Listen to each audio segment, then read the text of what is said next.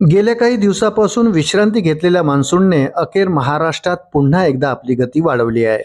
बंगालच्या उपसागरात तयार झालेल्या अनुकूल वातावरणीय परिस्थितीमुळे आणि हवेतील बाष्पाचे प्रमाण वाढल्याने राज्यात पावसाचा जोर वाढू लागला आहे. पुढील 2 ते 3 दिवस राज्यातील अनेक भागांमध्ये विजांच्या कडकडाटासह वादळी वारे आणि मुसळधार पाऊस पडण्याची शक्यता आहे. विशेषतः विदर्भ, मराठवाडा आणि मध्य महाराष्ट्रातील 13 जिल्ह्यांमध्ये प्रशासनाने नागरिकांना आणि शेतकऱ्यांना सतर्कतेचा इशारा दिला आहे. विदर्भात वादळी वाऱ्यासह मान्सूनचा हाय अलर्ट.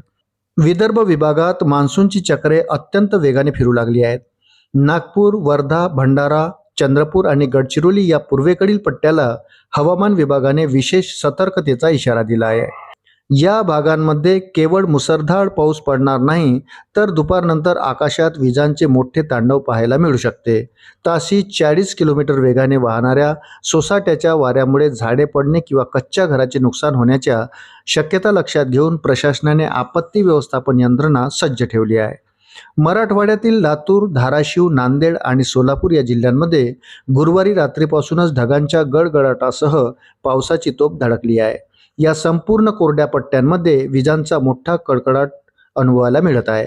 पुढील 24 तासात या भागात पावसाचा जोर अधिक तीव्र होईल. राजधानी मुंबई, ठाणे आणि पालघर परिसरात सकाळपासूनच दाट ढगाळ वातावरण तयार झाले असून हलक्या ते मध्यम स्वरूपाच्या पावसाच्या सरी कोसळत आहे. उकाड्याने त्रस्त असलेल्या मुंबईकरांना यामुळे तात्कालिक दिलासा मिळाला असला तरी हवामान खात्याने मोठा इशारा दिला आहे.